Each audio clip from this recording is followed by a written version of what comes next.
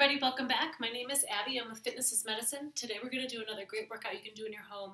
I'm going to take you through a circuit style strength training workout using lots of different tools. Today we're going to use a tube in a higher position, one heavy dumbbell or a kettlebell if you have one, balance discs if you happen to have them. If not, we can do balance challenge another way, dumbbells for bicep curls, and that is it. So remember to come into these workouts ready to move, warmed up and ready to go. So 5 to 10 minutes of a cardio workout just to warm up your muscles and your joints, warm up your heart rate, get your heart rate going a little bit, and get your mindset ready for some movement. Okay, so we're going to start with a lat pull today. I know some of you have machines at home that you can do the lat pull on. I've got my tube set up here.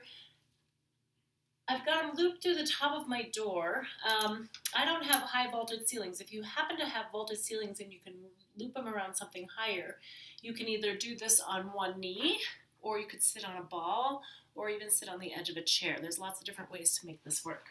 So I'm gonna sit on the floor. Regardless of how you're doing it, the positioning is the same. You want your back tall, shoulders down away from your ears. You're going to pull that band down towards your armpits while squeezing those shoulder blades down and back. Keep your tummy nice and tight. 4, don't let your shoulders come up here. 5, nice and slowly both directions.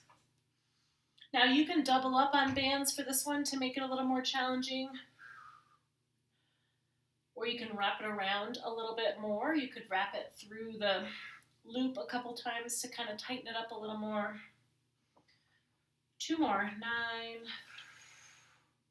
and squeeze. Good. Okay. If you're on the ground, make sure you stand up nice and slowly. Next, we're going to grab that heavy dumbbell I was talking about. So put it right in between your feet. We're going to do a goblet squat. So what that is you're just going to hold the end of the dumbbell just like this. Shoulders down and back. Remember, when you go into a squat, you want to sit back like you're going to sit into a chair and just lower that weight towards the floor. Now, you're not doing anything with your arms. You're not curling or trying to hold it any certain way. You're just letting it dangle, adding extra weight to that squat. Now, when you go down, sit those hips back, squeeze those glutes as you go to stand up. You want your weight in your heels, so you should be able to lift your toes here. Chest nice and tall. Just sticking those hips back, squeeze those glutes as you stand. Let's do 2 more. And 10. Good. Okay. Set that down with good form so it's not in your way. And now we're going to do bicep curls standing on balance discs if you have them. If you don't, you can stand on a Bosu. You could stand on a balance pad, you could stand on some pillows, or you could do a tandem stance or even a single leg stance. Make sure you pick up your weights with good form. Oftentimes people will have really good form with their exercise and then they go to set their weights down and hurt their back because they did it with poor form. So remember to always use proper form when picking up and setting down your weights. Curl those weights towards your shoulders and then slowly go back down. Make sure you go all the way straight at the end to get that good full range of motion in that muscle. Breathe. Keep that tummy nice and tight. If you're doing one of those balance challenges, it helps to really engage your core. Keep your shoulders down with this. If you feel like you're starting to kind of use your back like that, go down a weight.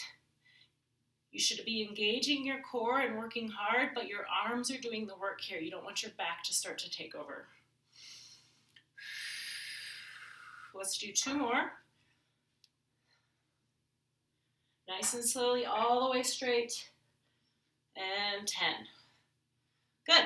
Okay, like I said before, set those weights down with good form, bend your knees, sit your hips back, and then also make sure they're not in your way for your other exercises. Okay, we're going to lower down to the ground for the next one. Get my balance discs out of the way. Okay, we're going to do fire hydrant. So on your hands and knees, hands directly beneath your shoulders, knees directly beneath your hips, head in line with the rest of your spine. So your chin is kind of tucked and you're in a neutral spine here. So we are going to lift one leg out to the side while keeping your back nice and flat. So you're thinking about a teacup balanced on your back. You don't want to spill it. So this is a small range of motion here, not way up here. 5, 6, that smaller range of motion keeps that muscle engaged without substituting other muscles.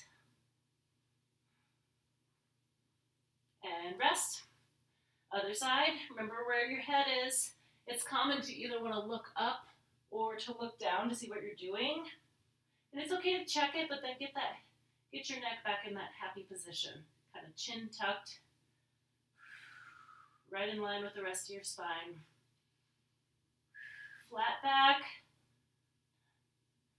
And 10. Good. Okay, we're going to stay on the ground, but we're going to flip over onto your back. So we're going to do bridges. We're going to do a bridge hold. So I want you to think about flattening your back, squeeze your glutes, lift your hips, and we're just going to hold this for 30 seconds. This is an isometric contraction, just holding it in one position. And the key here is to think about squeezing those glutes to lift those hips.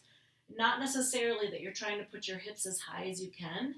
It's that you're squeezing from behind. This is glute and hamstring. You'll feel it a little bit in your hamstrings too. They're engaging. Breathe. The longer you hold it, the more challenging it will become. We've got 10 seconds left.